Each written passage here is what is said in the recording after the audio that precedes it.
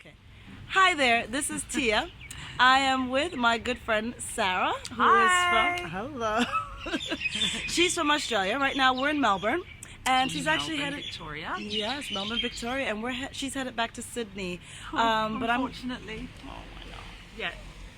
But I had some questions for Sarah because my friend Sarah has spent a number of years in Spain. She lived in Valencia for quite a while, and 7 years, 7 años. yeah, Yeah. 7 years. And not only that, but she also did the El Camino. I don't know if you know what the El Camino is, but I'm going to let her tell you a little bit about it. So it's in Spain, and it's a very interesting. I'll let her tell you a little bit about it. So. Interesting pilgrimage, interesting journey. So, El Camino de Santiago is effectively a pilgrimage. It's basically the Christian version of, you could say, the Christian Catholic version of like the pilgrimage to Mecca. But it runs all throughout Europe, although it's predominantly based in Spain. It's the journey of the famous Saint James, who was one of Jesus's apostles. And then it finishes in Santiago de Compostela in the cathedral there, which is where you can see his tomb. Anyway, aside from the religious factor, a lot of people do it these days just for fun, like me, adventure, trek, and although it does have a lot of religious significance and history, that people come from all over the world to do it.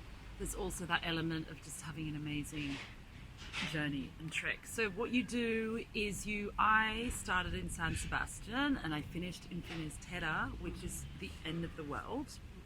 And this is the furthest, don't quote me on this, but I think, and if someone watches this video, they can maybe Google this and double check, but it's the furthest eastern point of the Atlantic. That's why they call it the end of the world. Something about the southeast peninsula of Spain, but yeah, you'll have to fact check that. However, the Camino. So you do it, you walk and walk and walk. I walked for close to 2 months. Wow. Well, it was 6 weeks, but I had breaks. When did you start? I started mid-August. Okay. And obviously I did the coastal walk. So a lot of people do the Camino Frances, which is the main, the most popular Camino. There are many different ways. You can start from Seville. Oh, wow. You can start from France. You can start from Germany. I had a friend starting from Switzerland. That's really far. That were walking for 3 months. And then when they got to the end, a lot of people end in Santiago, but then you can continue to go to Finisterre, which is another 5 days, 4 to 5 days, to the end of the world. And you can also go to another place called, I want to tell you the name, but there's another point on that journey.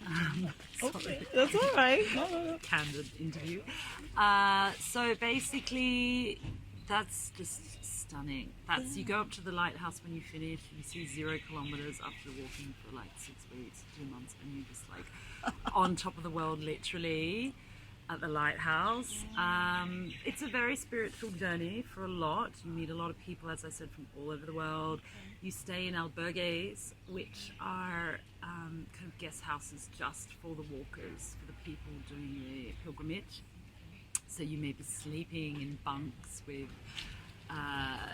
different people from all over the world. Now listen, that may not sound very glamorous, but when you've been walking 25k to 30k during the day, you get past that. And that's the humbling part about it, as well as that you share the journey with other people, you share meals together. You can find yourself in situations. I stayed in a convent. I went camping. Okay. I slept outside as well. I slept in bungalows. Now the convent. You said you slept in a convent. Sorry, Yeah. I'll try to keep the video straight. Sorry, guys. But you said you slept in a convent. Are there lots of people? Like, is the convent a hotel? Is it a hostel? What type of situation It's is it? for the people doing the walk, they call them in Spanish, they call them peregrinos. Peregrinos, okay. Yeah, and in English it would be called like pilgrimers, I guess. Or pilgrims. Pilgrims, okay, pilgrims, Yeah. okay.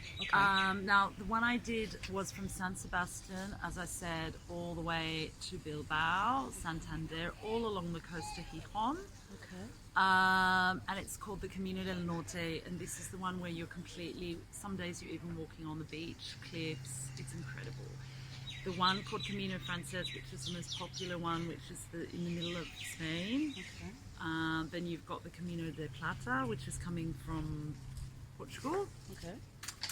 I personally would recommend the Camino del Norte because you get to see mountains, sea, bush, everything, and it's stunning and it's less populated. So, Okay. yeah. Well, this is really interesting. Thank you so Yeah. much. Actually, I'm going to end it there because she has to be on her way. She has to take her flight today to Sydney. Yeah. So, but Sarah, thank you so much. Thank you. I recommend the Camino to absolutely everybody in the world. Just do it. You will have so much fun. You will have time to reflect. Your only priorities are eat, sleep, walk, and have fun. And you know, it's just magical. So, yeah, do it, everybody. El Camino de Santiago in España. You've heard it from somebody who's done it already. 2 months, guys, 2 full months. It's Yay. amazing. Well, we're going to say goodbye, and thank you so Bye. much for tuning in today. Bye. Bye.